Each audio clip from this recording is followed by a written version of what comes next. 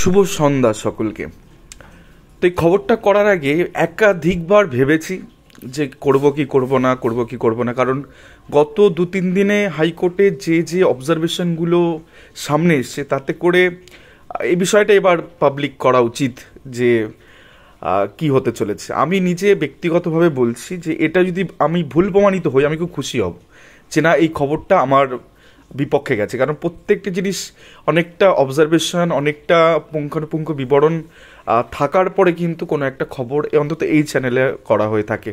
তো 3929 অর্থাৎ 16,500 যে রেস্ট অফ ভ্যাকেন্সি, যার একটু অলরেডি মামলাটা ডিসমিস করে দেওয়া হয়েছে, খারিজ করে দেওয়া হয়েছে, কিন্তু সেক্ষেত্রে বা ডিসপোজ অফ করা হয়েছে, সেক্ষেত্রে রিভিউ অ্যাপ্লিকেশন বা রিভিউ পিটিশনের কথা অনেকে বলছেন।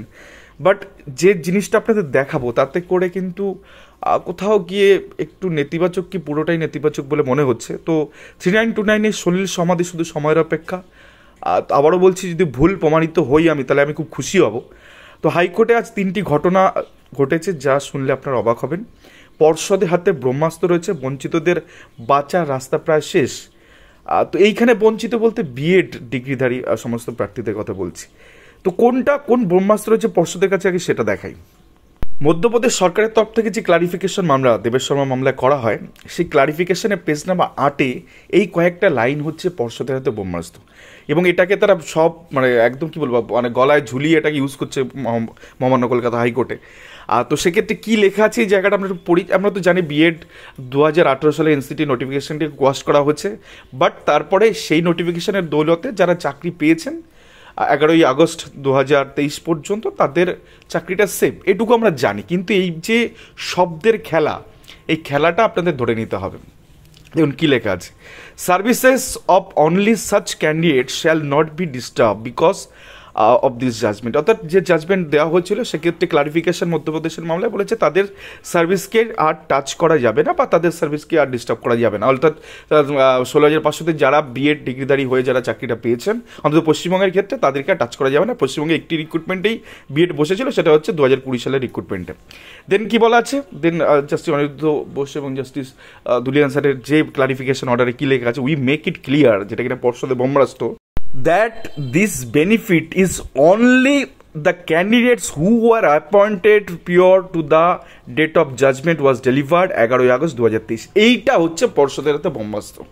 অর্থাৎ এই যে দেবেশ শর্মা মামলায় ক্লারিফিকেশন যেটা দেওয়া হয়েছে, সেটাতে যা দুই বিচারপতিদ্বয় যে জাজমেন্ট ক্লারিফাই করে দিয়েছে, উই মেক ইট ক্লিয়ার, অর্থাৎ শুধুমাত্র তারাই সেক্ষেত্রে যারা অলরেডি এই 11ই আগস্ট 2023 সালের আগে যারা চাকরিতে যুক্ত হয়েছেন, বিএড শুধুমাত্র তাদের ক্ষেত্রে ভ্যালিড কোয়ালিফিকেশন। অর্থাৎ এই ডেটের পরে আর কোনোভাবে কোনো বিএড প্রার্থী চাকরি পেতে পারেন না, এমনটাই দাবি করছেন পর্ষদের বিভিন্ন আইনজীবী বিভিন্ন কোর্টে গিয়ে। এবং এইটাই কিন্তু এই যে জায়গাটুকু, যে ক্লারিফাইটুকু করে দেওয়া হয়েছে, এবং সেক্ষেত্রে এই ডেটের পরে আর কোনো বিএড প্রার্থী চাকরি পাবেন না। এবার 3929 ম্যাটার আমরা কেন বলছি, তার সলিল সমাধি, তার কারণ হচ্ছে দীর্ঘদিন ধরে টালমাহানার পরে যে মামলা সিঙ্গেল বেঞ্চ, কলকাতার সিঙ্গেল বেঞ্চ থেকে ডিভিশন বেঞ্চে সুপ্রিম কোর্ট বারবার একটা ভ্রুকুটি দিয়েছিল চাকরির রাস্তা দরজা খুলে যাওয়ার কথা। বাট এই মুহূর্তে দাঁড়িয়ে এই অর্ডারের পরিপ্রেক্ষিতে অন্তত কলকাতা হাইকোর্ট এটা ক্লিয়ার হয়ে গেছে। আমি দেখাবো কোন জায়গাগুলোয় কোন বেঞ্চে এইগুলো নিয়ে আর্গুমেন্ট হয়েছে, এবং চাকরির ভ্রুকুটি হয়ে থাকলেও বিচারপতিরা পুরোপুরি ডিনাই করে দিয়েছেন এই জায়গাটুকু, এই অংশটুকুর জন্য, সেটা আপনাদের দেখাবো। তো চলুন শুরু করা যাক। প্রথম যেটা হয়েছে সেটা আপনাদের দেখাই, WPS 688 2022, এটা আজকে ঘটে যাওয়া জাস্ট এই আসার মান্তাসারের কোর্টে একটি ঘটনা। কি হয়েছে এই মামলাতে আপনাদের বিশদে জানাবো।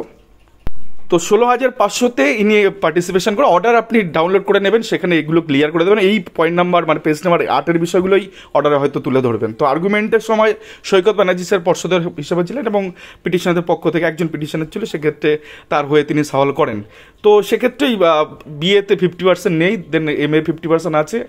তো সেক্ষেত্রে সে এলিজিবল অ্যাপয়েন্টমেন্ট পাওয়ার জন্য, কারণ তার সঙ্গে বিএড ছিল, এবং 2020 সালের রিক্রুটমেন্ট আমরা জানি বিএড ওখানে অ্যাপ্লিকেবল ছিল ছিল। তো সেক্ষেত্রে এই প্রার্থী যথাসময়ে মামলা দায়ের করেছেন, তো বোর্ড প্রথমে ডিনাই করেছিল, এখন বোর্ডের কাছে মানে মামলার যে মেরিট তাতে করে ইনি অ্যাপয়েন্টমেন্ট পেতে পারতেন। বাট জাস্টিস আশার মান্তা পরিষ্কার করে দিয়েছেন যে আমি এখন কি করে এনাকে অ্যাপয়েন্টমেন্ট লেটার ইস্যু করার জন্য পর্ষদকে বলবো। তার কারণ হচ্ছে ওই 11ই আগস্ট 2023-এর পরে ইনি যদি এখন হয়েও যায়, সেটা আমি ওই অর্ডারের বিপক্ষে চলে যাবে যদি আমি কোনো কিছু বোর্ডকে এই মুহূর্তে বলি। তো এই মামলা এই প্রার্থী অলরেডি জিতে বসে, তার মেরিট সব কিছুই আছে, বাট বিএড থাকার দরুন তার এখন যেহেতু বিএড ইনভ্যালিড, তো ওই 11 আগস্ট 2023-এর পরে কিন্তু তিনি আর কোনোভাবে চাকরিতে যোগদান করতে পারছেন না। তো জাস্টিস আসাম পরিষ্কার বলে দিয়েছেন এখন এই মুহূর্তে বিএড দিতে পারে না, কারণ ওই অর্ডারটাকে তখন ওটা অমান্য হয়ে যাবে। তো এইটা একটা ইস্যু গেল। দেন আরেকটা সেকেন্ড ইস্যু আপনাদের বলি। সেকেন্ড হচ্ছে WPA 9880/2021 স্পেশাল বিএডের একটা কেস। অর্থাৎ আমরা আজকে সকালেই খবর করেছিলাম যে 8 জন এমন প্রার্থীকে অলরেডি যারা অ্যাপয়েন্টমেন্ট পেয়েছিলেন স্পেশাল বিএডের ক্ষেত্রে, তাদেরকে কোর্ট বলেছে তাদের অ্যাপয়েন্টমেন্টটাকে, যেহেতু তারা অ্যাপয়েন্টমেন্ট লেটার হাতে পেয়েছিলেন এবং চাকরিতে 3-4 মাস যুক্ত ছিলেন, পরবর্তী ক্ষেত্রে তাদের ডিপিএসসি তরফ থেকে তাদের যে অ্যাপয়েন্টমেন্ট লেটার সেটাকে ক্যান্সেল করা হয়। তো সেক্ষেত্রে বিএড আর স্পেশাল বিএড সমতুল্য কিনা সেটা নিয়ে তারা মামলা করে, এবং সেক্ষেত্রে কোথাও গিয়ে এটা অন্তত হাইকোর্টে এটা স্থাপিত হয়ে গেছে যে বিএড আর স্পেশাল এডুকেশন প্রায় সমতুল্য কাছাকাছি।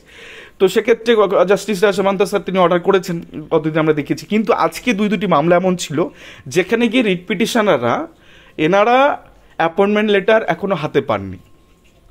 তো সেই জায়গা থেকে মামলাটাকে খারিজ করেননি, মামলাটাকে রেখেছেন এফিডেভিট এক্সচেঞ্জ করার জন্য। কিন্তু বিষয়টা হচ্ছে এই মুহূর্তে যদি এই স্পেশাল বিএডকে এখন অ্যাপয়েন্টমেন্ট তারা পায়নি, হঠাৎ করে নতুন করে যদি অ্যাপয়েন্টমেন্ট ইস্যু করা হয়, তাহলে ওই যে দেবেশ শর্মা মামলায় ক্লারিফিকেশন যেটা মধ্যপ্রদেশ সরকারের তরফ থেকে করা হয়েছে, সেই ক্লারিফিকেশনে 8 নম্বর পেজের এই যে শব্দবন্ধনীগুলো আছে, এগুলোতে কোথাও গিয়ে একটু ধকলটা উল্টে যাবে। তো বোদ্ধা কথা সুপ্রিম কোর্টের সেই অর্ডারটাকে কিন্তু কোথাও গিয়ে খণ্ডন করতে পারছে না, যার জন্য এটাকে কোর্টকে বেঁকে বসে আছে কোর্ট এবং সেই ক্ষেত্রে প্রাথমিক শিক্ষা পর্ষদ। দেন আরেকটা বিষয় আপনাদের দেখাবো, সেটা হচ্ছে WPA 1056/2023-এর একটি মামলা, যেটাতে 16,500 জেনারেল প্রার্থীরা, প্রায় 1057 জন জেনারেল প্রার্থী তারা মামলা দায়ের করেছিলেন। সেক্ষেত্রে জেনারেল বা আনরিজার্ভ সিটে SC ST OBCরা যারা 90 কম নাম্বার পেয়ে এই আনরিজার্ভ সিটে বা জেনারেল সিটে চলে এসেছিলেন, সেক্ষেত্রে জাস্টিস অনিরুদ্ধ বোস স্যারের বেঞ্চও কিন্তু সেম, হয়তো অর্ডারে উল্লেখ হয়নি কারণ আলী হোসেন মন্ডলে ওই 3929 প্রসঙ্গটা দিয়েছে যে ফার্দার রিক্রুটমেন্ট হতে পারবে না, বাট আর্গুমেন্ট কিন্তু শুরুতে একটাই ছিল, সেটা জাস্টিস অ্যাডভোকেট সুবিশাল স্যার তিনি বলেছিলেন যে দেবেশ শর্মা মামলায় অলরেডি 11ই আগস্ট 2023 মাইল ফলকের মতন ওখানে বেঁধে দেওয়া হয়েছে, আর যারা অ্যাপয়েন্টেড হয়ে গেছে তারাই শুধুমাত্র সেই বেনিফিটটা অ্যাভেল করতে পারবে, যারা অ্যাপয়েন্টেড হয়নি তারা এই বেনিফিট নতুন করে পাবে না। সেক্ষেত্রে ওই পার্টিকুলার রিক্রুটমেন্টে এখন যদি কেউ পায়, তাহলে সুপ্রিম কোর্টে ওই অর্ডারটা কোথাও গিয়ে ডিফল্ট হয়ে যাচ্ছে। তো যার জন্য এই মামলাটাকে খারিজ করে দেন, কিন্তু অর্ডার উল্লেখ নেই, বাট আর্গুমেন্ট যেটা ছিল একটাই আর্গুমেন্ট এটা ছিল। পরবর্তী ক্ষেত্রে আলী হাসান মন্ডলী প্রসঙ্গটা আসে এবং সেটা অর্ডার উল্লেখ করেছে।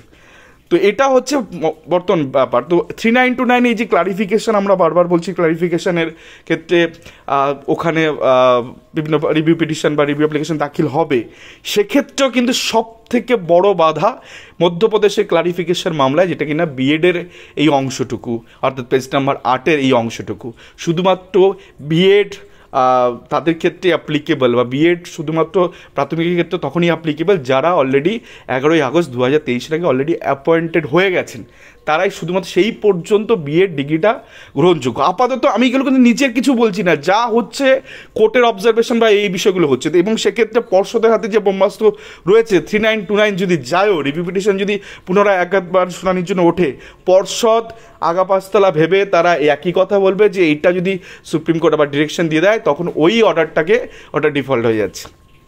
তো 3929 এই কারণে কিন্তু পাবার আশা ক্ষীণ। আমি জানি না, অনেকে হয়তো বিষয়টা নিয়ে অনেকে ভাববেন, এবং বিষয়টা আপনাদের তুলে ধরলাম যে হাইকোর্টে কী চলছে এই মুহূর্তে, মানে আমি নিজের কথা কিছু বলছি না, প্রত্যেকটা কোর্টের অবজারভেশন কী সেগুলো আপনাদের দেখালাম। আশা করি বুঝতে পারছেন যে আর বিএ ডিগ্রি কতটুকু সুযোগ আছে কি নেই। তো এই মোটামুটি আজকের ভিডিওটি ছিল। আমি জানি অনেকে হয়তো খারাপভাবে নেবেন, বাট বর্তমান পরিস্থিতি আপনাদের শেয়ার করলাম। ধন্যবাদ সকলকে।